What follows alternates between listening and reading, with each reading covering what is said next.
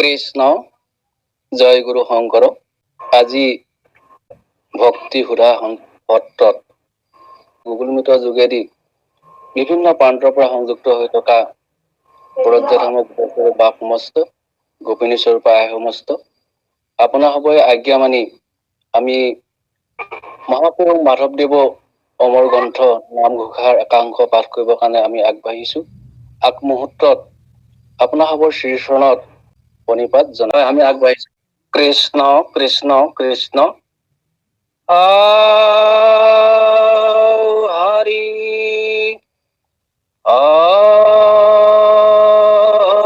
ৰাম। কৃষ্ণ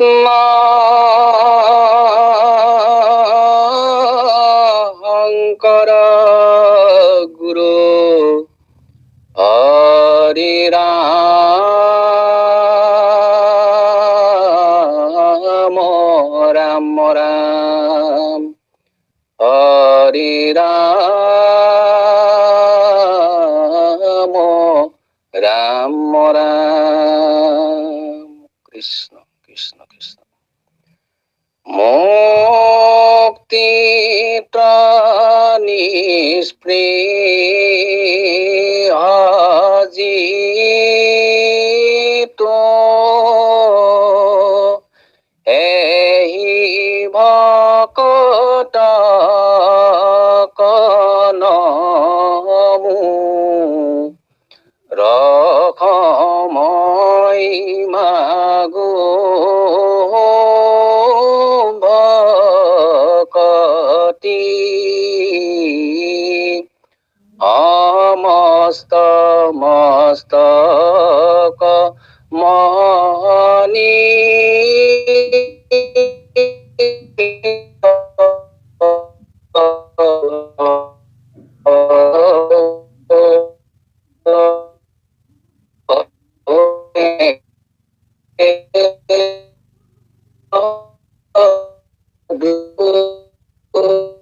কৃষ্ণ কৃষ্ণ কৃষ্ণ। মৃত্যুৰ মুখত পৰি নভজে হৰিক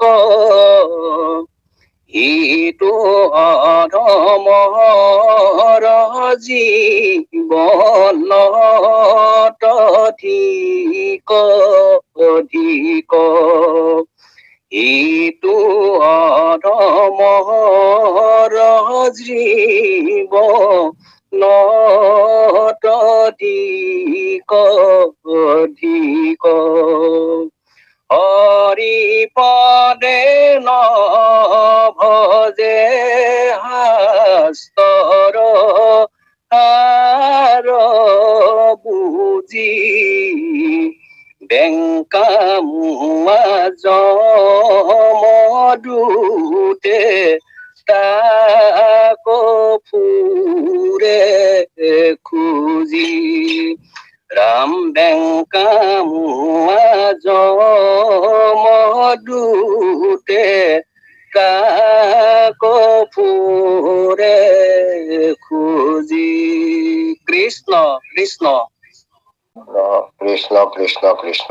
আমাৰ আজি সুধা সন্ধানী সত্ৰৰ সভাপতি, সম্পাদক, উপদেষ্টা মণ্ডলী, সমৰ ব্যক্তিসকল, বিভিন্ন ঠাইৰ পৰা গুগল মিত্ৰিকে সংযোগ স্থাপন কৰি ৰখা বাপ মাধৱ আই মাতৃ সেৱক সেৱিকাসকলৰ চৰণীয় সেৱা জনাইছো।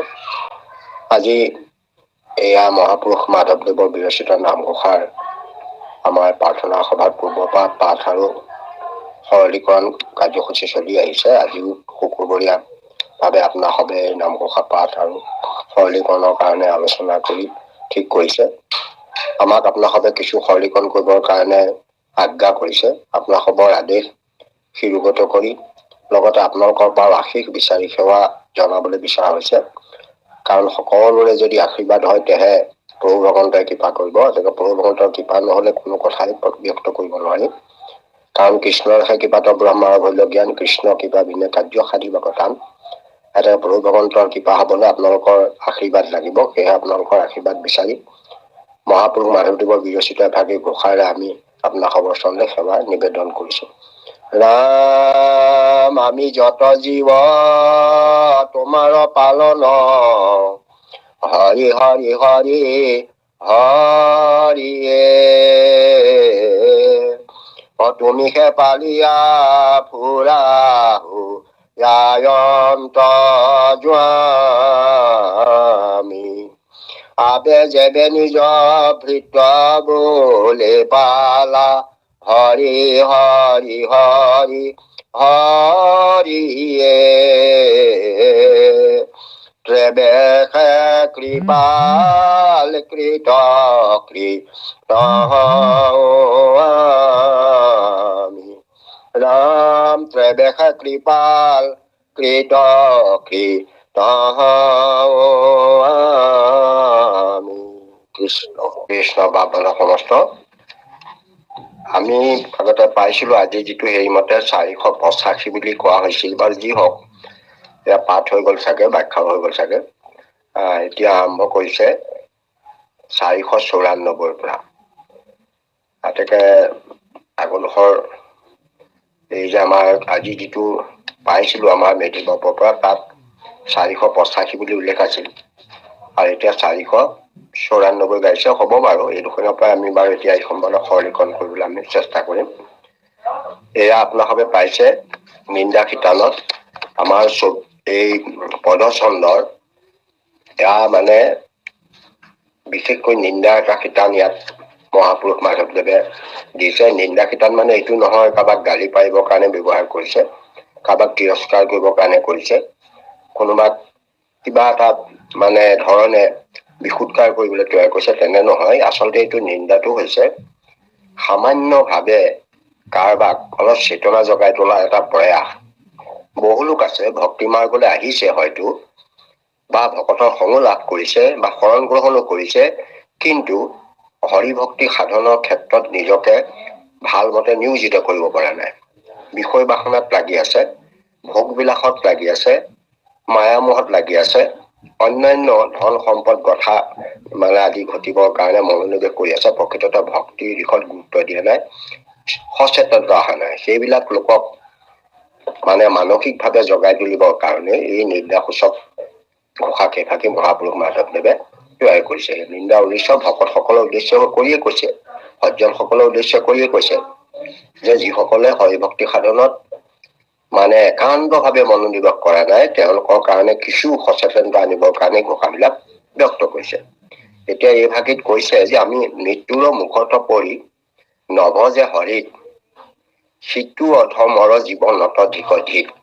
আমি সকলোৱে মৃত্যুমুখত পৰি আছো। আমাৰ যিদিনাখনে জন্ম হল, জন্ম হোৱাৰ লগে লগে আমি গতি কৰিছো মৃত্যুৰ মুখলৈ।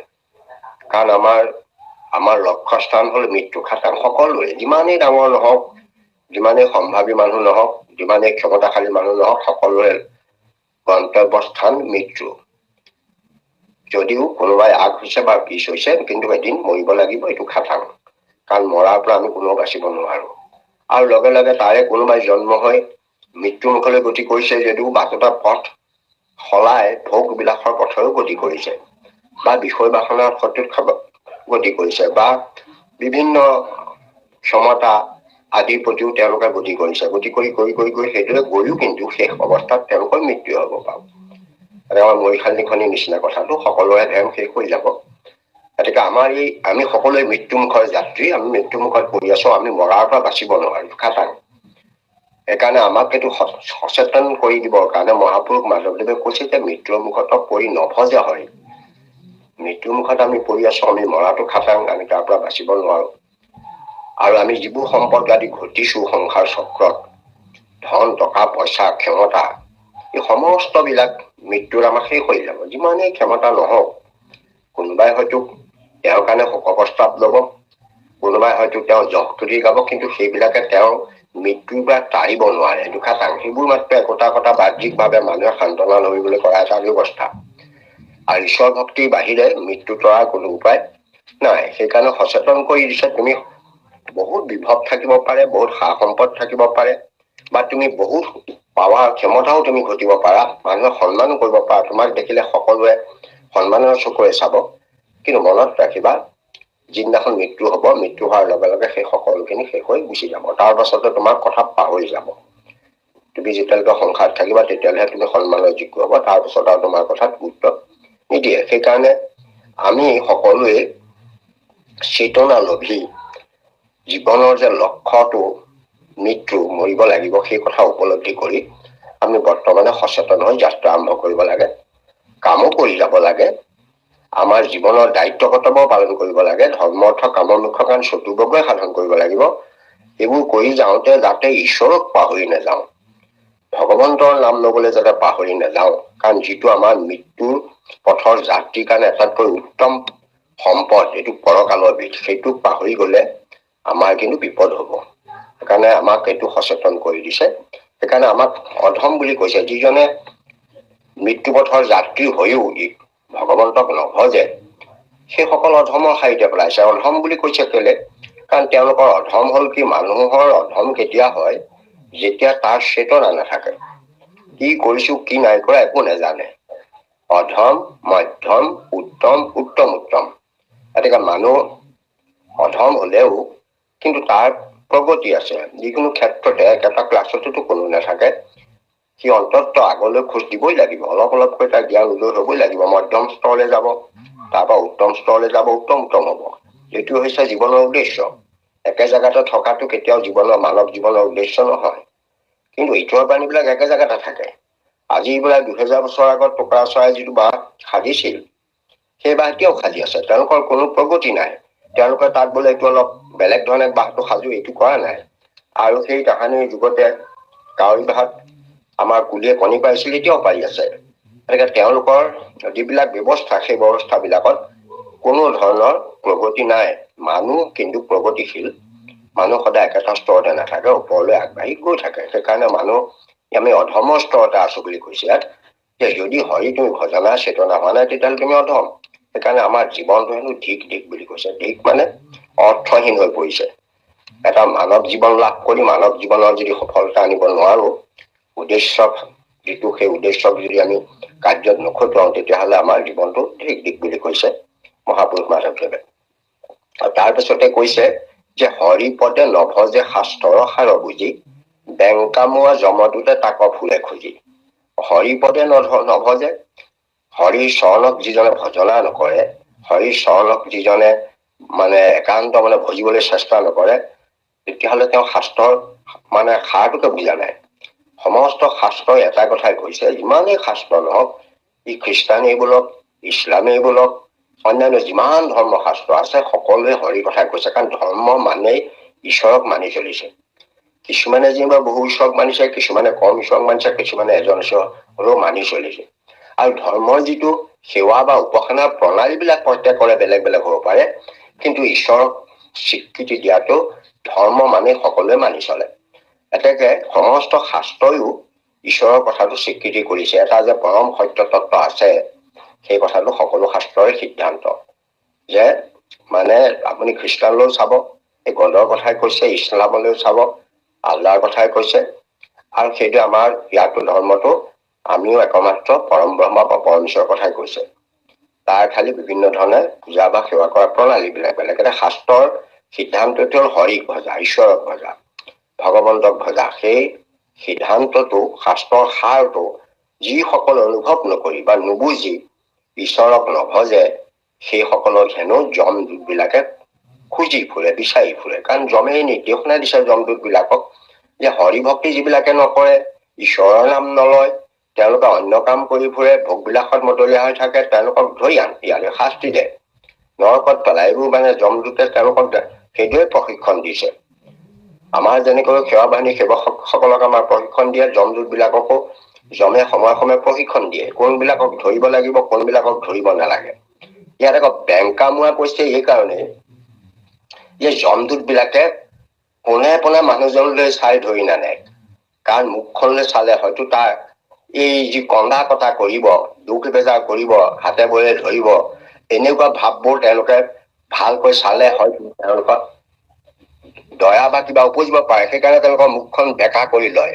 মুখখন এইকাৰণে তেওঁলোকৰ দৃষ্টিটো যাতে তাৰ ওপৰত নপৰে। কাৰণ তেওঁলোকৰ যমৰ নিৰ্দেশনা অনুসৰি কাম কৰিবলৈ আহিছে। প্ৰকৃততে আমি যেনেকৈ মুখ ঢাকি লয় আমাৰ দেউৰী বিলাকে কাৰো মুখ চাই যেনেকৈ বস্তু নিদিয়ে, তাৰমানে মুখ চাই বস্তু দিয়াটো উচিত নহয়, সকলোকে সমদৰ্শন কৰিব লাগে। এতেকে তেওঁলোকে যমৰ নিৰ্দেশনা আছে ধৰি আনিব। কোনোবা এজন মানুহ তেওঁ ধৰিবলৈ যাওঁতে তেওঁলোকে সেইবোৰ তেওঁলোকৰ মুখত তেওঁলোকৰ কৃতিত্ব, ধন, সম্পদ, ক্ষমতা এইবিলাকত তেওঁলোকে গুৰুত্ব নিদিয়ে। মুখখন বেকাকে লোৱা অৰ্থটো সেইটোৱে। বেকাকে চাই মানে তেওঁলোকৰ মুখলৈ নাচায়। মুঠতে তেওঁ দোষী, কি মানুহ আছিল, কিমান ক্ষমতাযুক্ত মানুহ, কিমান ধনৰ গৰাকী সেইটো লক্ষ্য নকৰে। তেওঁলোকৰ খাতিত দুখটোহে গুৰুত্ব দিয়ে। ৰজাই হওক, প্ৰজাই হওক, সাধাৰণে হওক, সেই দুখত তেওঁলোকে দোষী হিচাপে গণ্য কৰি তেওঁক বা পাপী হিচাপে গণ্য কৰি তেওঁলোকে লৈ যাব। সেইকাৰণে বেংকা মানে বেকা অৰ্থাৎ পোনপটীয়াকৈ তেওঁলোকে দৃষ্টি নিদিয়ে। মুখখন বেকা কৰি লোৱা অৰ্থটো সেইটোৱে। অৰ্থাৎ তেওঁলোকে প্ৰকৃততে দোষীকহে বা পাপীকহে তেওঁলোকে ধৰি নিবলৈ আহে। কোনো অন্য কথা তাত জড়িত নাই। সেয়া যমৰ নিৰ্দেশ অনুসৰি তেওঁলোকক বিচাৰি ফুৰে। এয়া কৈছে এই কৃষ্ণ ভাৱ। যাওকচোন পাছৰ দুগুণ। কৃষ্ণ কৃষ্ণ। নৰতনু পায়া হৰি নভজে জিনৰে অংকাৰৰ অনন্ত জুনিত প্ৰমীমৰে ৰাম অংকাৰৰ অনন্ত জুনিত প্ৰমীমৰে মনুষ্য শৰীৰ পাই হৰি নভজিল দুৰ্ঘোৰ সংসাৰে হিতু চিত্ৰ নিমৰ্জিল ৰাম দুৰ্ঘোৰ সংসাৰে হিতু চিত্ৰ নিমৰ্জিল। কৃষ্ণ কৃষ্ণ কৃষ্ণ। এতেকে নৰতনুটো আমি লাভ কৰিছো বহুত সাধনাৰ মূলত। কাৰণ নৰতনু ইমান সহজে নাপায়। আমি হয়তো পাই গলো কাৰণে সেইটো অনুভৱ কৰা নাই। কিন্তু এই নৰতনু লাভ কৰিবৰ কাৰণে বহু কষ্ট কৰা হয়। বহুত মানে জন্ম সাধনা পাৰ কৰি আহি হেনো মনুষ্য তনুটো লাভ কৰে। এই শাস্ত্ৰত আপোনালোকে পাইছে 84 লক্ষ জন্ম লাভ কৰি আহি মনুষ্য দেহটো পায়। এনেকে এই নৰতনুটো পায় যিসকলে হৰি নভজে, যিবিলাক নৰে, সকলো নৰৰ কথা কোৱা নাই। এনেকুৱা এটা মূল্যৱান পৰম তত্ত্বময় দেহ লাভ কৰি যিবিলাক নৰে হৰি নভজে, সেইবিলাকে নভজিলে তেওঁলোকৰতো মানে ঘটনাটো কি ঘটিব, এটা সংসাৰ যোনিত তেওঁ আয়াজাত কৰি থাকিব লাগিব। কাৰণ তেওঁলোকৰ মনুষ্য দেহটো লাভ কৰি হৰি নভজিলে গতি নাপায়। গতি নাপালে আকৌ তেওঁলোকে আগতে ইয়াতে কৈয়ে গৈছে, আপোনালোকে পাইছে যে মানৱী জন্ম পাই হৰি নভজিলা অৱশ্য হৈ ভাই ভাই তৃণত ৰখিলা। কাৰণ আমাৰ জন্মটোৰ প্ৰথম আৰম্ভ হৈছে তৃণত ৰখিলে পাই। এইবোৰ স্থাৱৰ বুলি কয়। স্থাৱৰ বিংশতি লক্ষ কম 20 লক্ষ বাৰ হেনো স্থাৱৰ জন্ম ধৰিব লাগে। স্থাৱৰ মানে একে জেগাতে থকা, মানে মুভমেন্ট যাৰ নাই, গতিকে তেনেকুৱা জীৱজাত হব লাগে। আমাৰ শাস্ত্ৰীয় ধাৰণা মতে মানুহ বিলাকে যদিও চাৰিমুখী জীৱ বুলি কয়, প্ৰকৃততে জীৱ চাৰিমুখী নহয়। জীৱ চাৰিমুখী হলেও প্ৰকৃততে আমাৰ এই সংসাৰত পঞ্চ প্ৰকাৰৰ আমি বিভিন্ন দেহ পাওঁ। যেনেকৈ আমি কৈছো জলচৰ, উভচৰ, তাৰপাছত খগচৰ, আকাশত যিবিলাক চৰে, পক্ষী, তাৰপাছত আমাৰ আৰু এবিধ আছে ভূমিচৰ, পৃথিৱীত খোজকাঢ়ি বা ঘূৰি ফুৰে, আৰু এবিধ আছে অচৰ অৰ্থাৎ লৰাচৰ নকৰে, স্থাৱৰ অৰ্থাৎ উদ্ভিদ। গতিকে এইবিলাক যিবিলাক আমাৰ দেহ আছে সংসাৰত, এইবিলাক এনেকৈ 84 লক্ষ দেহ লাভ কৰি আহিয়ে মনুষ্য দেহটো লাভ কৰেহি বহুত সাধনাৰ মূলত। সেইকাৰণে আটাইতকৈ তলৰ পৰা আৰম্ভ হয় স্থাৱৰৰ পৰা। স্থাৱৰ মানে শিল, শিলতো ঈশ্বৰ আছে। আমাৰ মানুহে ক'ব খোজে শিলত জড় পদাৰ্থ, তাত ঈশ্বৰ নাই। কিন্তু মহাপুৰুষ শংকৰদেৱে এটা কথা প্ৰকাশ কৰিছে ধনশিৰাগৰ এটি বৰগীতত, অগ নগ জগ তেৰি কায়া। অগ যাৰ গতি নাই, নগ যি গতি নকৰে, জগ যি জন্ম হৈ গতি কৰে। তিনি প্ৰকাৰ ভাগ শংকৰদেৱে কৰিছে। এবিধৰ হৈছে গতি নকৰা, এবিধ মানে গতি নায়েই, তেওঁলোকৰ গতি এবিধ নকৰে, এবিধ গতি নায়েই, আৰু আন এবিধত আছে গতি কৰে। এতিয়া যিবিলাকে গতি নকৰে সেইবিলাক হল উদ্ভিদ। উদ্ভিদৰ প্ৰাণো আছে, তেওঁলোকৰ মনো আছে, কিন্তু তেওঁলোকে গতি নকৰে। আৰু এবিধ আছে মানে শিল, শিল যিবিলাক বালি অন্যান্য বস্তু আছে যাক আমি পদাৰ্থ বুলি কৈছো, সেইবিলাকৰ মানে গতি নায়েই, নগ তেওঁলোকৰ গতি নায়েই, তেওঁলোকে গতি কৰিব নোৱাৰে, কাৰণ সেইবিলাক জড় সম্পদ বুলি কোৱা হৈছে। এনেকৈ পদাৰ্থ বিজ্ঞানে সমস্তকে কৰিছে এইবোৰ পদাৰ্থ, আৰু কিছুমান সূক্ষ্মাতি সূক্ষ্ম কণাৰে গঠিত, সেইবিলাক তাক পৰমাণু নাম দিছে। পৰমাণু ভাঙিলে কৰিলে গৈ তাত বিদ্যুৎ শক্তি পোৱা যায়, এইদৰে বিশ্লেষণ কৰিছে। কিন্তু মহাপুৰুষ শংকৰদেৱে কৈছে যে তাতো জীৱ আছে। কিছুমান জীৱ সাধাৰণতে আমি অনুভৱ নকৰো, কিন্তু তাক সময় সুবিধা পালে সি প্ৰকাশিত হৈ যায়। এটি বুট মগু শুকান বস্তুবিলাক এনেই শুকাই থাকে, বস্তাত লৈ শুব পাৰে, কিন্তু তাকে তিয়াই থৈ মাটিত দিলে তিনিটা বস্তুৰ সংযোগত, তাপ, পানী আৰু বায়ুৱে তিনিটা সংযোগ পোৱাৰ লগে লগে গজি উঠে। ঠিক তেনেকৈ এই জড় জগতখনতো ঈশ্বৰ আছে। সেইকাৰণে যত দেখা চৰাচৰ হৰিময় নিৰন্তৰ, হৰিৰ পিঠাকো কোনে আমাৰ দৃষ্টিত শিলটো ঈশ্বৰ নাই, কিন্তু ভগৱন্তৰ তাতো আছে কৈছে। মই সেইকাৰণে অগণৱ জগ বুলি এটা প্ৰবন্ধকে লিখিছিলো, যে তাত এটাই বিধান যে ঈশ্বৰ আছে, কেনেকৈ আছে সেইটো প্ৰমাণ কৰি দিয়া হৈছে। এনেকে এয়া আমি ইয়াত সেইটোকে কৈছে যে এইবিলাক স্থাৱৰ যিবিলাক আছে সেই স্থাৱৰ জন্ম পাব, অৰ্থাৎ শিল হব, ইটা হব, এনেকুৱা এনেকুৱা ধৰণৰ পদাৰ্থ হব। আকৌ তৃণ, তৰু, শিলাৰ জন্ম পাব, তৃণৰ জন্ম পাব, তৰুৰ জন্ম পাব। এইবিলাক স্থাৱৰ, একে জেগাতে থাকে, এনেকুৱা জন্মলৈ গুচি যাব। এই অনন্ত যোনি মানে সেই যোনিৰ পৰা শিৱৰ পৰা আৰম্ভ হব, 20 লক্ষ বাৰ স্থাৱৰ হব, তাৰ পাছত আকৌ জলচৰ হব, জলচৰ পৰা উভচৰ হব, উভচৰ পৰা মানে যেনেকৈ উভচৰ বিলাক এম্ফিবিয়াছ বুলি কয়, তাৰপিছত আকৌ পক্ষী হব, তাৰপাছত আকৌ এই স্তন্যপ্ৰায়ী আদি জন্তুবিলাক হব, তাৰ পৰা আহি আকৌ বান্দৰ হব, বান্দৰ হোৱাৰ পাছতহে গৈ পেলাই তত মনুষ্যত প্ৰাপ্তি, তত কৰ্মণি সাধন, তেতিয়াহে মানুহৰ জন্ম লাভ কৰে। সেইকাৰণে এইটো এটা ক্ৰম, যদি একো নকৰে, মাজত যদি কোনো বিশৃংখল নহয়, তেতিয়াহ'লে এই ক্ৰমটো চলি থাকে। ইয়াৰ প্ৰথমখিনি হল ইভলিউচন। আমাৰ ডাৰউইনৰ মতে প্ৰথমখিনি ইভলিউচন, আৰু পৰৱৰ্তী কালত যেতিয়া জীৱৰ পৰা আহে সেইটো আকৌ চিভিলাইজেশ্যনলৈ আহে। এতেকে ইভলিউচন চিভিলাইজেশ্যনৰ যোগেদি তেনেকৈ এটা সংস্কাৰ ঘটি আহি, সংস্কাৰ হৈ আহি মানুহ হয়।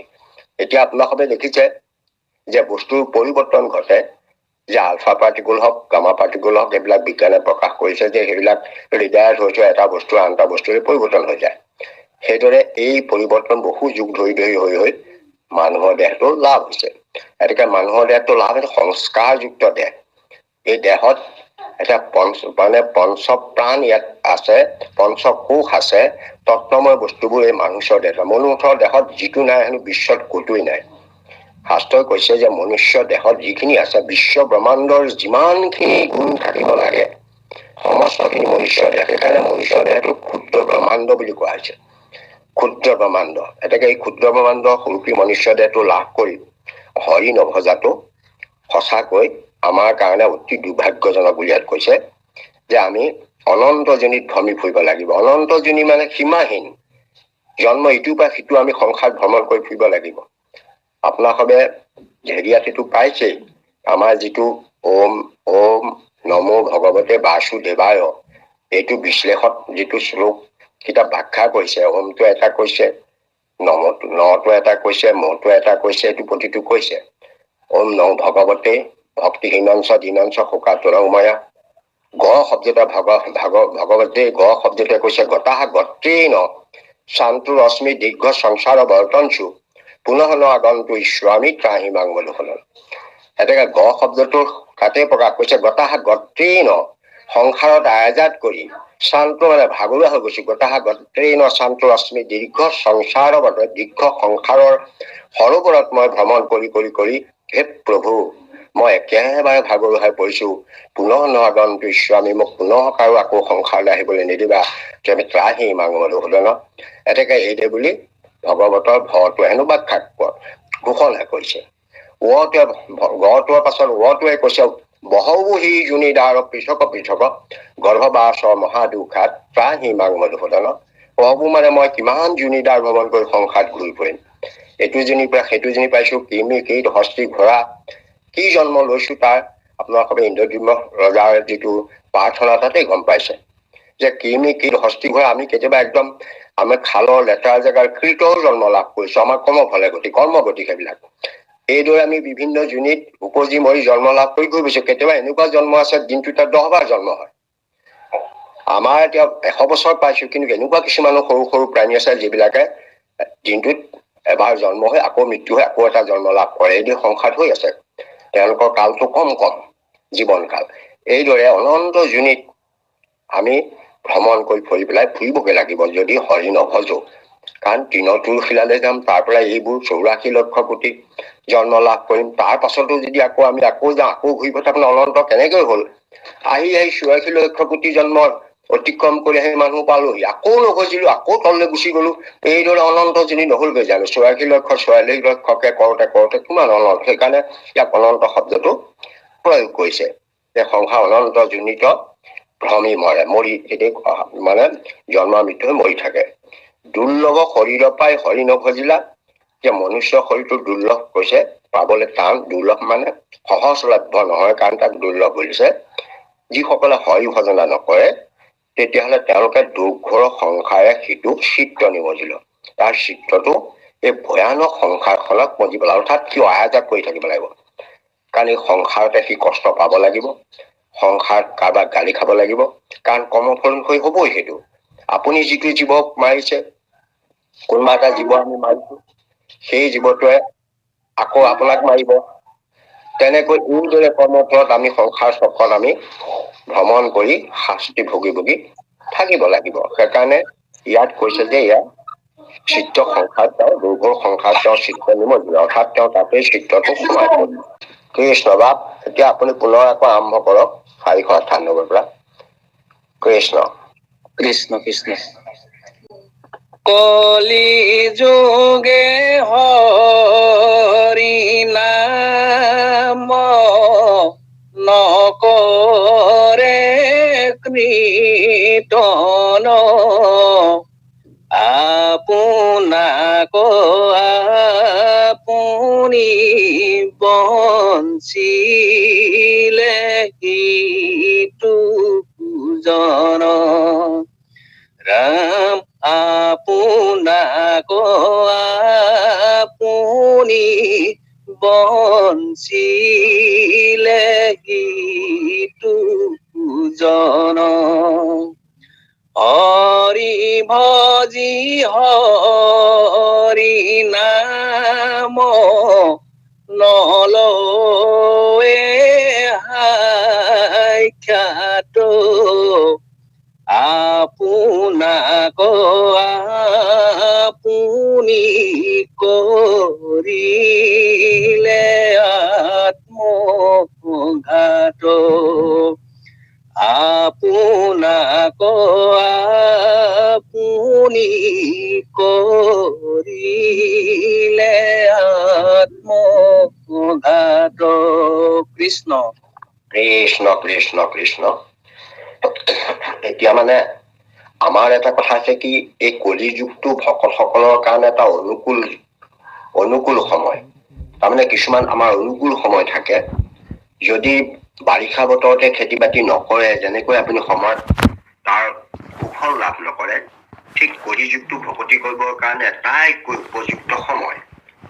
কাৰণ বাকীবোৰ যুগত আপুনি জন্ম লাভ কৰিলেও সহজে গতি নাপায়, তাত স্থান কাল পাত্ৰ দেশ আদি বহুত কথা থাকে। কিন্তু কলি যুগত আহিলে সকলো শ্ৰেণীৰ লোকেই তেওঁ শাস্ত্ৰ জ্ঞান থাকক নাথাকক, তেওঁ অন্যান্য জন্মত সংস্কাৰ থাকক নাথাকক, তেওঁ জ্ঞান বুদ্ধি যিমানেই নহওক, শিক্ষা দীক্ষা যিমানেই নহওক, তেওঁ সহজভাৱে সকলো লোকে একেধৰণে সহজভাৱে ভগৱন্তক ভক্তি কৰি গতি সাধিব পাৰে। সেইকাৰণে কলিযুগটো ভকতৰ কাৰণে এটা অনুকূল সময় বুলি কোৱা হৈছে। অনুকূল মানে সুবিধাজনক সময়। গতিকে তেনে এটা সময় পায়, কাল পায়, যদি সেইটো কাল আমি সৎ ব্যৱহাৰ নকৰো,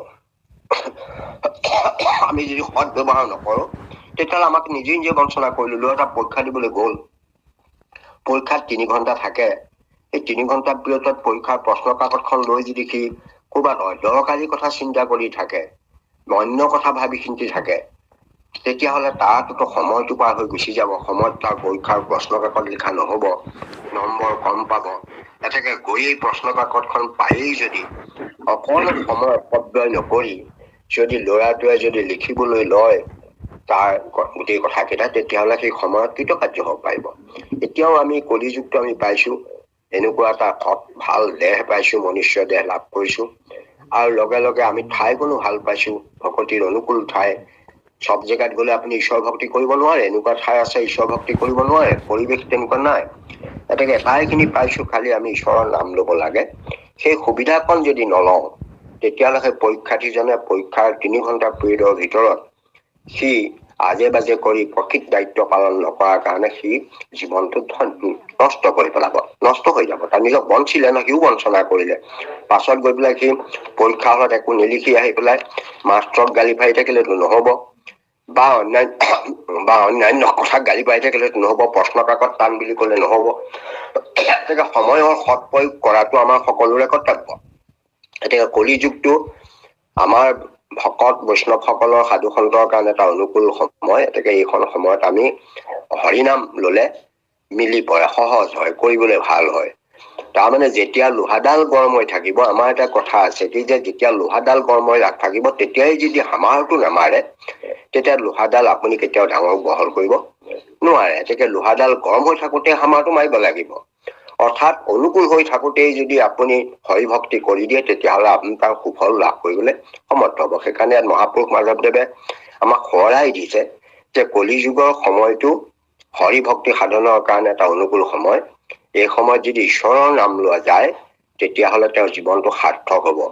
অৰ্থাৎ অন্যান্য পাপে তেওঁক একো পিৰিব নোৱাৰে, এটা অসুবিধা নহয়। সেইকাৰণে হৰি কীৰ্তন কৰাটো কলিযুগৰ কাৰণে আটাইতকৈ প্ৰয়োজনীয় কথা। যদি নকৰে যিসকলে, মানুহৰ দেহ পাইছে, কলি যুগটোও পাইছে, ভকতৰ সংগ দেখা পাইছে, য'তে ত'তে ঈশ্বৰৰ নাম লৈ আছে, তথাপিতো যদি তেওঁ নকৰে, তেতিয়াহ'লে তেওঁ নিজকে নিজে বঞ্চনা কৰিলে। তেওঁৰ লগৰ বিলাক আগবাঢ়ি কৰবাত গুচি যাব আৰু তেওঁ তাতেই পৰি থাকিব। আকৌ পূৰ্বৰ মানে তেওঁ সেই স্থাৱৰ জংগল হেৰিয়াৰ পৰা তেওঁ আকৌ জীৱনটো আৰম্ভ কৰিব লাগিব। সেইকাৰণে নিজক বঞ্চনা কৰাৰ কথা কৈছে। তুমি যদি ঈশ্বৰ উপাসনা কৰা, তুমি নিজকে ঠগিলা, নিজকে বঞ্চনা কৰিলা। আমাক কি অপকাৰ কৰিলা? আমাৰতো একো অপকাৰ নহয়। নললে কি কৰিবা বুলি যদি কোনোবাই কয় যে মই ঈশ্বৰৰ নাম লগাম যাবা, নললে তোমাৰ লোকচান, তাত আমাৰো লোকচান নাই। আমি কৈছো, মাধৱদেৱে কৈছে লোৱা তুমি ঈশ্বৰৰ নাম, তেতিয়া তোমাৰ লাভ হব। কিন্তু নললে তোমাক নিজকে নিজে বঞ্চনা কৰিব। মাধৱদেৱৰতো লোকচান নহয়, আমাৰো নহয়। সেইকাৰণে এইটো তেওঁক সাৱধান কৰি দিছে। হৰি ভজি হৰি নাম নলৱে সাক্ষাৎ, আপোনাকো আপুনি কৰিল আত্মঘাত। যে ভগৱন্তক ভজনা কৰি যি হৰি নাম তেওঁ নলয়, ভজনা ভক্তি আৰু নাম লোৱা, এনেকে দুইটাই কাৰ্য যদি তেওঁ সম্পাদন নকৰে, তেতিয়াহ'লে তেওঁ আনক কি কৰিব? তেওঁ নিজৰ আত্মঘাত কৰিলে, আনৰতো অপকাৰ নহল। মাধৱদেৱে নামঘোষা লিখি গল, গুৰুজনাই এখন ধৰ্ম প্ৰচাৰ কৰিলে, তাৰ কাৰণে গুৰুজনৰ লোকচান নহয়, মাধৱদেৱৰ লোকচান নহয়, সমাজৰ লোকচান নহয়। শৰণ দিয়া ভজন দিয়া লোকজনৰ গাত কোনো দুখ নপৰে। যদি আপুনি সেইখিনি লৈ তাক যদি অনুশীলন নকৰে, তেতিয়াহ'লে আপুনি নিজকে নিজে আত্মঘাত কৰিলে।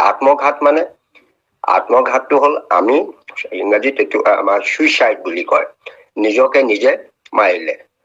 কোনোবাই বল খেলি আছে, বল খেলি থাকোতে যেতিয়া বল এটা গৈ পেলাই নিজৰ গলৰ ফালকে মাৰিলে, গল সোমাই যায়, তেতিয়ালৈকে সেইটো আত্মঘাত বুলি কয়। গতিকে মানুহে যেতিয়া নিজকে লোকচান কৰে, নিজৰ জীৱনটোকে নষ্ট কৰি দিয়ে, তেতিয়াহ'লে সেইটো আত্মঘাত হৈ পৰে। তেতিয়াহ'লে ঈশ্বৰ ভক্তি নকৰিলে, হৰি ভক্তি নকৰিলে, যিজন লোকে নকৰে, তেওঁ নিজেই নিজকে বঞ্চিলে, নিজকে ঠগিলে আৰু নিজৰ আত্মঘাত কৰিলে বুলি মহাপুৰুষে কৈছে। যে আমি আত্মঘাতী হবলৈ চেষ্টা কৰিব নালাগে। আপুনি আত্ম উত্তৰণৰ চিন্তা কৰিব লাগে, আত্ম সংস্কাৰৰ কথা চিন্তা কৰিব লাগে আৰু আত্মবোধৰ কথা চিন্তা কৰিব লাগে। আত্মবোধ, আত্ম সংস্কাৰ আৰু আত্ম উত্তৰণৰ কথা আমি চিন্তা কৰিব লাগে। তাকে নকৰি আমি যদি আত্মঘাতলৈ গুচি যাওঁ, তেতিয়াহ'লে আমি জীৱনটো আমাৰ অথলে গুচি যাব। মূল্যৱান জীৱন এটা অথলে গুচি গ'ল, মূল্যৱান সময় এটা অথলে গ'ল। সেইকাৰণে এইবোৰ মহাপুৰুষে আমাক খুব সকীয়াই দিছে। এই সময়খন তাকৰ তোমালোকে নষ্ট নকৰিবা, এই সময়খন সদ্ব্যৱহাৰ কৰা। এয়া মহাপুৰুষ মাধৱদেৱ আমাৰ প্ৰতি আহ্বান। কৃষ্ণ, যাওকচোন পাপ। কৃষ্ণ। ব্ৰহ্মাৰ প্ৰাৰ্থনিতো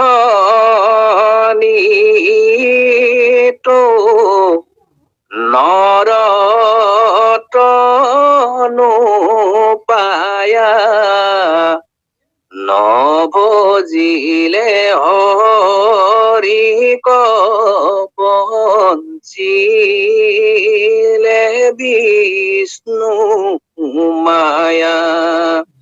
ৰাম নভজিলে হৰি বঞ্চিলে বিষ্ণু মায়া। একান্ত হৰণে যিটো নভজিলে হৰি, দুৰ্ঘুৰ যাতনা ভুঞ্জিবে কমৰি মৰি। ৰাম দুৰ্ঘুৰ যাতনা ভুঞ্জিবে কমৰি মৰি। কৃষ্ণ। কৃষ্ণ কৃষ্ণ কৃষ্ণ। আমাৰ নৰতনুতে হেনো ব্ৰহ্মাৰ প্ৰাৰ্থনী। ব্ৰহ্মাই বিচাৰে, আপোনালোকেতো নামঘোষাতে লিখিছে, ব্ৰহ্মাৰ প্ৰাৰ্থনী ইটো নৰতনু হৰি হৰি হৰিৰে। এতেকে ভাৰতবৰ্ষৰ কথাও কৈছে আৰু নৰতনুৰ কথাও কৈছে। ঠায়ে ঠায়ে দেৱতায়ো নৰতনু লাভ কৰিবলৈ বিচাৰে বুলি কৈছে আৰু ব্ৰহ্মায়ো বিচাৰে বুলি কৈছে, শিৱইও কৈছে যে মই নৰতনু লাভ কৰিবলৈ বিচাৰিছো। সেইকাৰণে হয়তো শিৱই আহি মানে একো নাপায়ো তেওঁ অন্তত। এই যেতিয়া বিষ্ণুৱে ৰাম অৱতাৰ ধাৰণ কৰিছিল, তেতিয়া তেওঁ আহি হেনো হনুমন্ত হিচাপে ধৰাধামত প্ৰকট হৈছিল ভকতি কৰিবৰ কাৰণে। কাৰণ এয়া হৈছে কিয় বিচাৰে, কাৰণ কিছু সুবিধা তেনেকুৱা স্তৰত থাকিলে পোৱা নাযায়, ভক্তিৰ সুবিধাটো পোৱা নাযায়। কাৰণ তেওঁ ভক্তি কৰিবলৈ যদি ভগৱন্তৰ ওচৰলৈ যায়, ভগৱন্তই তেওঁক ভক্তি কৰাৰ যিটো সুবিধা সেইটো নিদিব পাৰে, কিন্তু ভক্তি কৰিবলৈ এটা পৰ্যায়লৈ নামি আহিব লাগিব।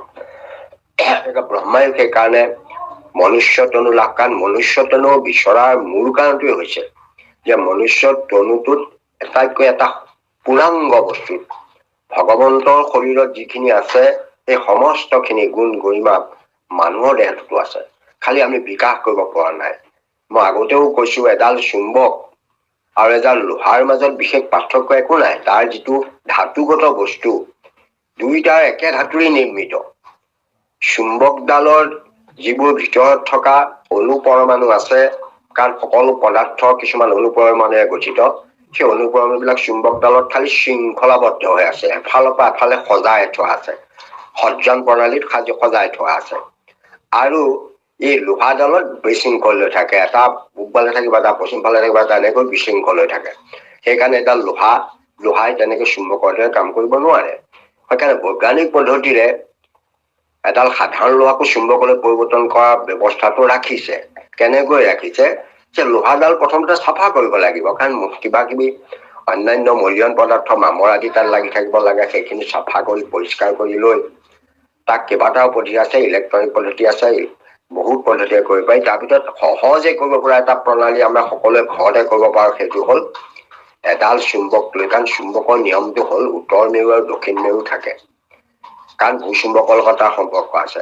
এতেকে আপোনাৰ যদি সেই লোহাডাল যদি চাফা তাফা কৰি লৈ সেই উত্তৰ মেৰুটোৱে বা দক্ষিণ মেৰুটো, যিটো এটা মেৰুৱে যদি এফালৰ পৰা এফালে ঘঁহি গৈ আকৌ উঠাই আনি আকৌ যদি এনেকে ঘঁহি ঘঁহি সিটো মূৰ পাই আকৌ ঘঁহি আনি এনেকৈ চাৰিওফালে ঘূৰাই ঘূৰাই যদি লোহাডাল এনেকৈ ঘৰ্ষণ প্ৰণালী বুলি কয় ঘঁহি থাকে, তেতিয়াহ'লে ঘঁহি থাকোতে সেই লোহাডালৰ যিবোৰ অনুপৰমাণুবোৰ বিশৃংখল হৈ আছিল ভিতৰত, সেইবিলাক ক্ৰমে শৃংখলাবদ্ধ হবলৈ আৰম্ভ হৈ যায়। এনেকৈ ঘৰ্ষণ কৰোতে পটকে নহব, সময় লাগিব। ঘৰ্ষণ কৰোতে সেই লোহাডালো চুম্বকলৈ পৰিৱৰ্তন হৈ যায়। এইটো বিজ্ঞানে আপোনালোকৰ যিসকলে আমাৰ ল'ৰা ছোৱালীয়ে পঢ়িছে এইটো গম পাব। সেই লোহাডাল চুম্বকলৈ পৰিণত হৈ যায়, তাৰ উত্তৰ মেৰু হৈ যাব, দক্ষিণ মেৰু হৈ যাব, সি চুম্বকৰ ধৰ্ম সকলো পালন কৰিব পাৰিব। এনেই যদি এডাল চুম্বক এডাল লোহাত লগাই দিলে সি আবিষ্ট চুম্বক হব, ইনডিউচ মেগনেট বুলি কয় এইটো। কাৰণ মানে সি তাত লগাই থলে সি চুম্বকৰ কাম কৰিব, কিন্তু ইডাল চুম্বক আঁতৰাই দিয়ে লোহাডালে কিন্তু চুম্বকত্ব নাইকিয়া হৈ যাব। অৰ্থাৎ লোহাডালত চুম্বকডাল লাগি থাকিলে এইডাল লোহায়ো আকৌ বস্তু আকৰ্ষণ কৰিব পাৰিব, কাৰণ সেইটো ইনডিউচ মেগনেট হয়।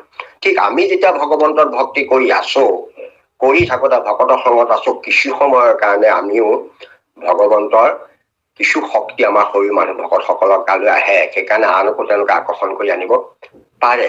কিন্তু যেতিয়া সেই ভকতি লাইনৰ পৰা আঁতৰি কৰিবলৈ গৃহ সংসাৰ ফালে গুচি যাব লগে লগে তেওঁলোকৰ সেই ইনডিউচ মেগনেটৰ দৰে, তাৰমানে সেই আবিষ্ট চুম্বকৰ দৰে তেওঁলোকৰ শক্তি আকৌ নাইকিয়া হৈ যাব। কাৰণ তেওঁলোকে যিটো একান্ত ভাৱটো তাত নাইকিয়া হৈ গল।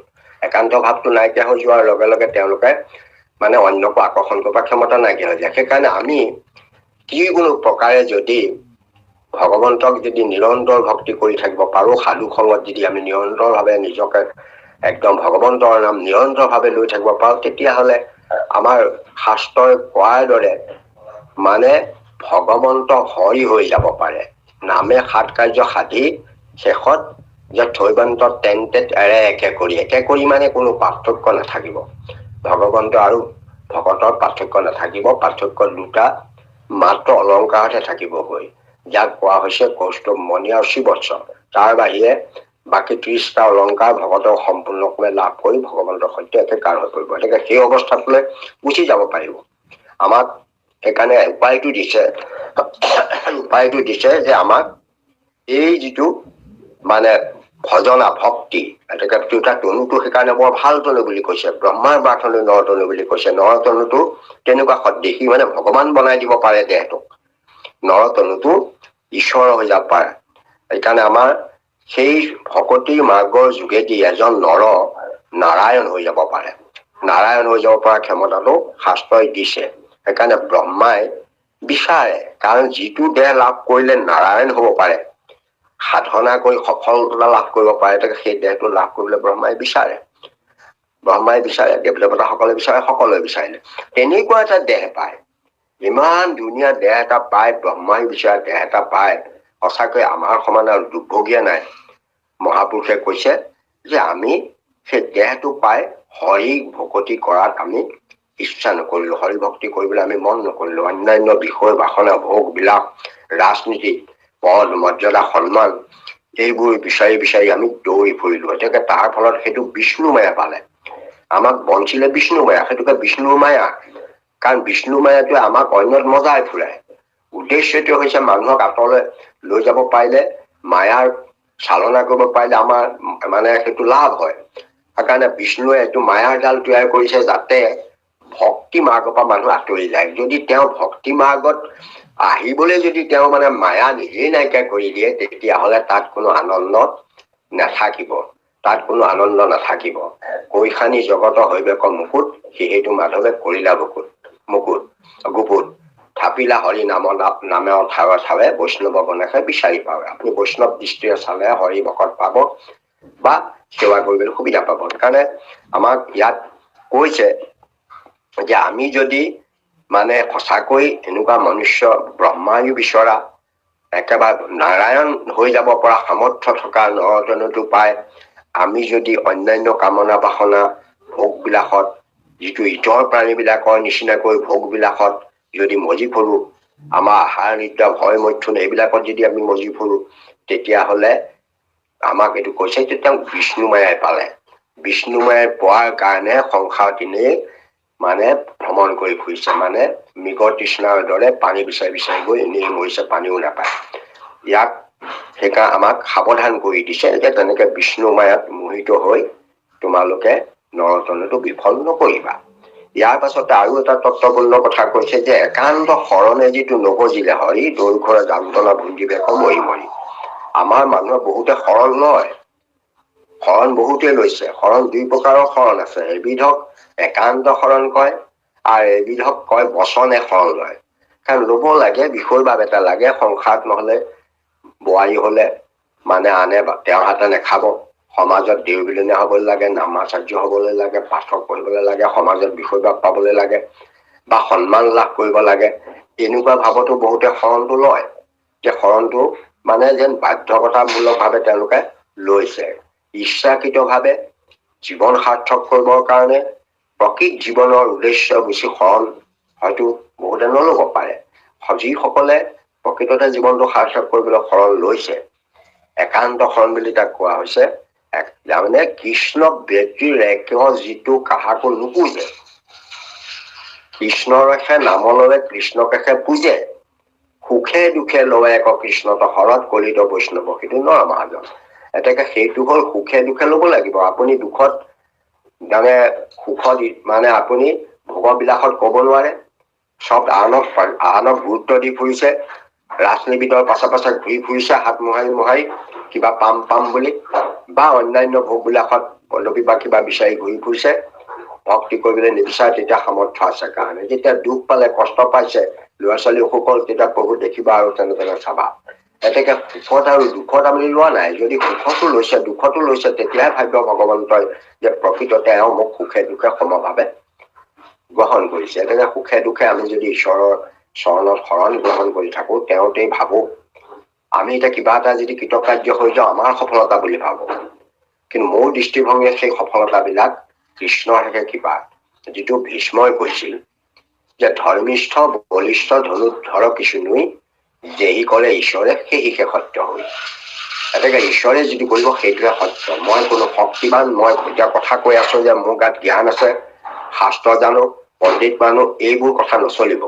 কাৰণ এই প্ৰভু ভগৱন্তই হৃদয়ত থাকি মোক প্ৰেৰণা দিছে আৰু সেই তাৰ পৰা প্ৰকাশ কৰিছে, আৰু সেই প্ৰকাশ কৰি আহি মুখেদি কথাখিনি ওলাই গৈছে। গতিকে ইয়াৰ ঈশ্বৰৰ ইচ্ছাতে সেইখিনি সম্ভৱপৰ হৈছে, ঈশ্বৰৰ কৃপাতে হৈছে। সেইকাৰণে আৰু এবিধ আছে, আমাৰ মহাপুৰুষ মাধৱদেৱে কৈছে কপট বৈষ্ণৱ কত আছে না নামত, ৰাতি দিনে পঢ়ে মাত্ৰ গীতা ভাগৱত, গুপ্ত কৰি কৰে আন দেৱক পূজন নহিবা বৈষ্ণৱ কিন্তু জানা সাধিজন। বচনে কেৱল মাত্ৰ হৰিত শৰণ লয়, চিত্তে আনে দেৱক ভজয়, জানি বাহা কদাচিতো সিদ্ধি সিটো নলয়, হৰি তাৰ সন্তোষ নহয়। বাৰে বাৰে বচনে শৰণ ললে নহব, অন্তঃকৰণে সৈতে কায় বাক্য মনে মুখেৰে কলে নহব, বাস্তৱিকতে কায় বাক্য মনে লব আমি পাৰিব লাগিব, তেতিয়াহে শৰণটোৱে ক্ৰিয়া কৰিব। নকৰাৰ কোনো কাৰণেই নাই। একান্ত শৰণে ভগৱন্তক ভজিলে কাম নকৰাৰ প্ৰশ্ন আহিব নোৱাৰে, এইটো হবই, শাস্ত্ৰই সিদ্ধান্ত দিছে এইটো হয়। খালি আমি আচলতে একান্ত ভাৱে ভজিছো নে নাই সেইটো আমি নিজেই বিচাৰ কৰিব লাগিব, যে আমাৰ আচলতে একান্ত হৈছে নে নাই, যে আমি মনটো ভগৱন্তৰ চৰণত মজাব পাৰিছো নে নাই। সেইকাৰণে একান্ত শৰণে যিটো নভজিলে হৰি দুৰ্ঘৰ যাতনা ভুঞ্জিবে মৰি মৰি। কেলে দুৰ্ঘৰ যাতনা বুজিব মৰি মৰি। শৰণ যদি শুদ্ধ হয় তেতিয়া শৰণাগতক ৰক্ষা কৰাটো ভগৱন্তৰ কৰ্তব্য। ভগৱন্তৰ সেইটো আটাইতকৈ মূল কৰ্তব্য। তেওঁ শৰণাগতক ৰক্ষা কৰিবই। যদি একান্ত ভাৱে শৰণ লৈছে তেওঁ গতি দিব, পৰম গতি পাব, গজেন্দ্ৰক গতি দিছে দেখিছে। কিন্তু যদি সুবিধা বুজি কৰিব খুজিছে তেতিয়া তেওঁ গতি নাপায়। গতি নাপায় মানে ভগৱন্ততো অন্তৰ্যামী, তেওঁ শৰণটো বাহ্যিকতাত নে ইয়াৰ ভিতৰত কিবা আছে বুলি নে কপটতা আছে এইটো কথাটো জানে। কাৰণ সৰ্বসাক্ষী হৰিকটো কপট কৰি কেনেকে কপট কৰি আপুনি হেৰি কৰিব। গতিকে ভগৱন্তই তেতিয়া তেওঁক কেতিয়াও গতি নিদিয়ে। ফলত তেওঁ সংসাৰ চক্ৰত মজি ফুৰিব লাগিব, অৰ্থাৎ তেওঁ মৰিব আকৌ জন্ম লাভ কৰিব, মৰিব জন্ম লাভ কৰিব। আৰু মৰিব মানে জন্ম লাভ কৰিব মানে কেনেকুৱা হব, তেওঁ যেনিবা ধৰক গাধৰ জন্ম হল, গাধৰ জন্ম হলে কেনেকৈ ভুঞ্জিব কষ্ট, কেনেকৈ তাৰ পিঠিত গাধৰ পিঠিত কিমান ওজন দি মানুহে লৈ ফুৰিব, শাস্তি দি লৈ ফুৰিব, গৰু হলে হাল বাব বা অন্যান্য কাম কৰাব, জীৱ জন্তু বিলাকৰ ওপৰত অত্যাচাৰ চলাব, এই যে শাস্তিবোৰ ভুগি ফুৰিব নিজৰ কৰ্মগতি। আচলতে কোনো মানুহে কি কৰ্মৰ ফলতহে বিভিন্ন ধৰণৰ শাস্তি ভোগ কৰিবলৈ পায়। সেইকাৰণে মৰি মৰি তেওঁ বিভিন্ন জন্ম লাভ কৰি সংসাৰ চক্ৰত নানা যাতনা বুঞ্জি থাকিব। এইটো যমৰ যাতনাই নহয়, সংসাৰ চক্ৰত তেওঁ বিভিন্ন জন্ম লাভ কৰি মৰি মৰি, কাৰণ যাৱৎ জননা তাৱৎ মৰণা, তাৱৎ জননী যথয়ে শয়নম ইতি সংসাৰ স্ফুটতৰ দোষ কথমপি মানৱ তব সন্তোষ। জন্ম হলে মৃত্যু আছে, এতিয়া সংসাৰ অহা মানে আকৌ মৰিবই লাগিব, আৰু সংসাৰ জন্ম লোৱাৰ লগে লগে যাতনাও পাব লাগিব। আপোনাৰ যদি মনুষ্য দেহ পায় তাতো যাতনা আছে, কাৰণ আপুনি কাৰোবাৰ চাকৰ হৈছে নে, ক'ৰবাত কি কৰিছে, সেইটো আপোনাৰ ভাগ্যহে নিৰ্পণ কৰিব। যদি ভকতৰ ঘৰত জন্ম লাভ কৰিছে ভকতি কৰিবলৈ পাব, সাধু সন্তৰ সংলাপ কৰিবলৈ পাব, সেইকাৰণে সেইটো কৰ্মফলহে গতি দিব, পূৰ্বৰ কৰ্মফলে। সেইকাৰণে ইয়াত সেই কথাটো ইয়াত গুৰুত্ব দিছে যে দুৰ্ঘৰ যান্ত্ৰণা ভুজি বেক মৰি মৰি, মানে মৰি মৰি পুনৰ্জন্ম হৈ নানা শাস্তি ভোগা দেহ লাভ কৰি সংসাৰ চক্ৰত বিচৰণ কৰি ফুৰিব। কৃষ্ণ বাদ যাওকচোন। কৃষ্ণ। হৰি পদ হেৱা সৰ্ব শাস্ত্ৰৰ নিৰ্ণয়, মূঢ়মতি মনুষ্যে ইহা কোন জানয়। ৰাম মূঢ়মতি মনুষ্যে ইহা কোন জানয়।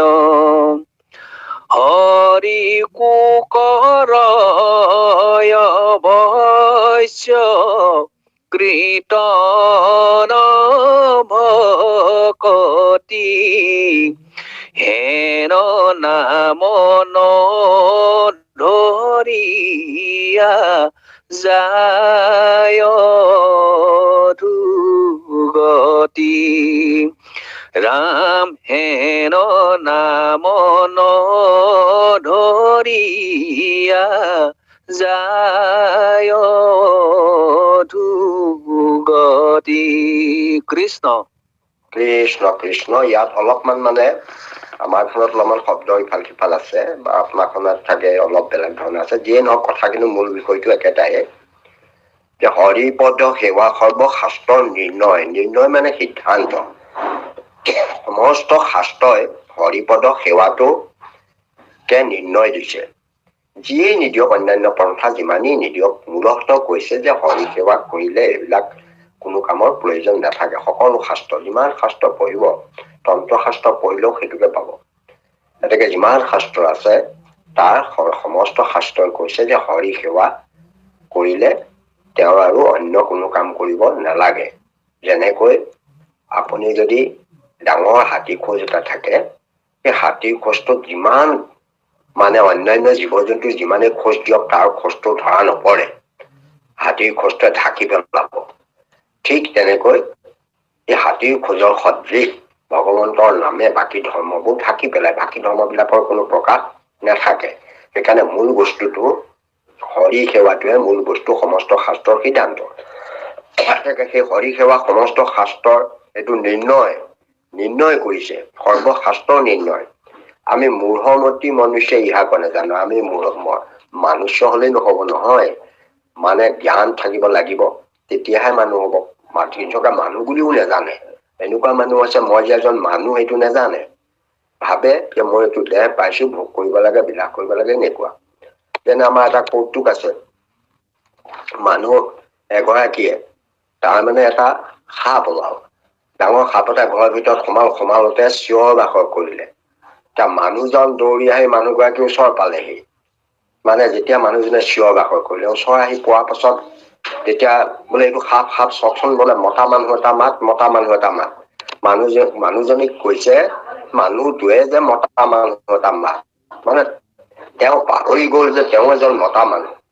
সেইকাৰণে মানুহজনীকে কৈছে যে এজন মতা মানুহ মাত, কাৰণে সাপটোক ইয়াৰ পৰা মৰিয়াই বা কিবা কাৰণে খেদিব লাগে। এইটো হৈছে তেওঁৰ চেতনা নাই, তেওঁ যে মানুহ সেই বস্তু তেওঁ সহায় নাই। তেতিয়াহে মানুহজনে কৈছে কেলে আপুনি দেখোন মতা মানুহ, তেতিয়াহলে এডাল লাঠি আন। এতেকে আমাৰ কথা তেনেকুৱাই, আমি কেতিয়াবা আমি মানুহ নে কি পাহৰি যাওঁ, যে এইটো কাম ময়ে কৰিব পাৰিম, নোৱাৰা কি কথাটো আছে। এই যে চেতনাটো নাইকিয়া হৈ যায়, মই কিয় আহিছিলো, কি কাম কৰিম, এই চেতনা নাই কাৰণে আমাক মূঢ় বুলিয়ে কৈছে। মূঢ় মানে অজ্ঞান, জ্ঞান নাই। এনেই মূৰ শব্দ মূৰ্খ বুলিয়ে কয়, মূৰ্খ মানে অজ্ঞান, তেওঁতো জ্ঞানটো হোৱা নাই। মানে এইটো এটা বেয়া শব্দই নহয়, গালি পৰা শব্দই নহয়। কাৰোবাৰ জ্ঞান আছে, কাৰোবাৰ জ্ঞান নাই। সেই তেনেকুৱা ধৰণৰ অৱস্থা এটা ইয়াত সৃষ্টি কৰিছে যে আমি যিসকল মনুষ্যই এই চেতনাটো নাই, হৰিপদ সেৱাটো যে সমস্ত শাস্ত্ৰই সিদ্ধান্ত দিছে, সেইকাৰণে শাস্ত্ৰৰ তৰ্ক কৰি আমুকত শাস্ত্ৰত জানো তামুকটো কৈছে, তামুক শাস্ত্ৰত দেখোন তামুক কৈছে, এইবোৰ গাই বাই এনেই অদৰকাৰী কথা গাই ফুৰে। তাৰমানে সেইকাৰণে তেওঁলোকক ইয়াত মূঢ় বুলি কৈছে, যে এইবিলাক মূঢ়মতী মনুষ্য। মূঢ়মতী মনুষ্যই এইবিলাক নাজানি পেলাই তেওঁলোকে তৰ্ক কৰি থাকে অদৰকাৰী কথা। হৰিকো আমাৰ ইয়াত থকা মতে হৰিকো প্ৰকাশ কৰে ৰামকৃষ্ণ নামে, হেন নাম নলৈয়া মৰ সকল কামে। তাৰমানে ঈশ্বৰৰ নামে হৰিকো প্ৰকাশ কৰিব পাৰে। যেই নাম সেই কৃষ্ণ জানা নিশ্চয় কৰি নামৰ লগত থাকে আপুনি শ্ৰী হৰি। এতেকে নাম আৰু ঈশ্বৰ হেনো অভিন্ন।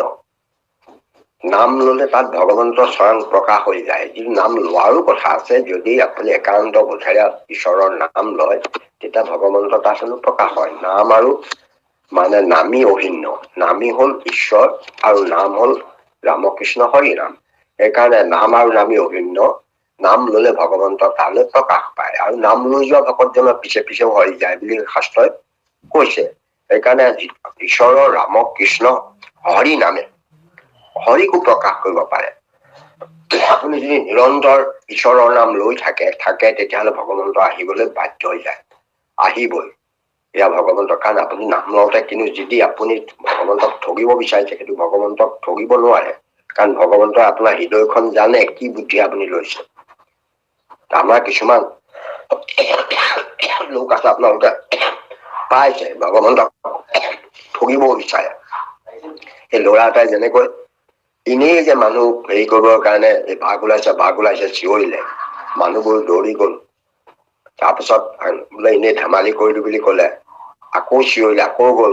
কিন্তু প্ৰকৃততে যেতিয়া বাঘ ওলাল তেতিয়া কিন্তু তেওঁ চিঞৰিলটো মানুহবোৰ নাহিল। সেইকাৰণে ভগৱন্তক আমি একান্ত ভাৱে ভকতি নকৰি যদি তেওঁক আমি প্ৰবঞ্চনা কৰিব বিচাৰো, যে ভগৱন্তকো আমি যেন তেওঁ ঈশ্বৰৰ নাম লোৱা ভাও ধৰি আমি কামনা বাসনা পূৰ্ণ কৰিবলৈ বিচাৰো, তেতিয়া ভগৱন্ত তাত কিন্তু সন্তুষ্ট নহয়। কাৰণ তেওঁ অন্তৰ্যামী, তেওঁ মানুহৰ কপটতা বুজি পায়। আৰু তেওঁ প্ৰকৃত শুদ্ধ ভাৱে যদি ঈশ্বৰৰ নাম লয় তেতিয়াহলে তেওঁ তালৈ আহিবই, নহাকে নাথাকে।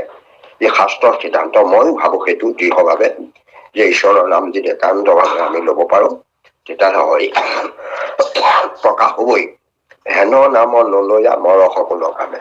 যে তেনেকুৱা ঈশ্বৰক প্ৰকাশ কৰিব পৰা নাম নলৈ আমিনো কিয় মৰিছো, এইটো বুলি মাধৱদেৱে আমাক প্ৰশ্ন কৰিছে।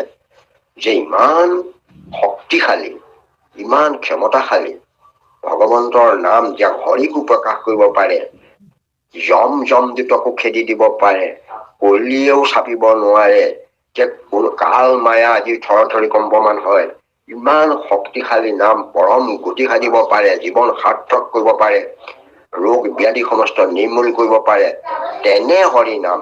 আৰু সেইবোৰ কৰাই নহয়, সৰ্বশক্তিমান, সকলো এই জগতৰ স্ৰষ্টা, তেওঁ মানে সেই পৰম ঈশ্বৰ প্ৰভু ভগৱন্তকো এই ঈশ্বৰৰ নামে প্ৰকাশ কৰিব পাৰে। ঈশ্বৰৰ নামে হৰিকো প্ৰকাশ কৰিব পাৰে। এইখিনিতো কৰিব পাৰি, যে স্বয়ং ভগৱন্তকো প্ৰকাশ কৰিব পাৰে। তেনে নাম নলৈ আমি কিয় মৰিছো বাৰু? মাধৱদেৱে নিজে প্ৰশ্ন কৰিছে যে আমাৰ কি বাৰু, আমি কেলে ইমান অন্ধ হৈছো, ইমান মূৰ্খ কিমান হৈছো, কিয় হৈছো? ইমান শক্তিশালী, ইমান পবিত্ৰ, কোনো কষ্ট নোহোৱাকৈ, পইচা খৰচা নাই, শ্ৰম নাই, একো কৰিব নালাগে, আসনতে থাকি সুখেৰে মনটো শুদ্ধ কৰি পবিত্ৰ ভাৱে ভগৱন্তৰ পৰমংগল নাম আমি ললেই যম কাল মায়াটো কথাই নাই। আমাৰ জীৱনৰ দুখ বেদনা আদিতো সেইবোৰ সমস্ত নাইকিয়া হৈ যায়, কোনো একো কৰিব নোৱাৰে। স্বয়ং প্ৰভু ভগৱন্ত আহি কিন্তু সেই নামৰ লগত প্ৰকাশিত হৈ যায়। তেনে নাম বাৰু আমি কিয় লোৱা নাই, আমি কিয় মৰিছো, জীৱনটো কিয় নষ্ট কৰিছো? এইদৰে মহাপুৰুষ মাধৱদেৱে আক্ষেপ কৰি এয়া নিৰ্দাসূচক বাক্য মানে প্ৰকাশ কৰিছে আমাৰ লোকসকলৰ প্ৰতি। কৃষ্ণ।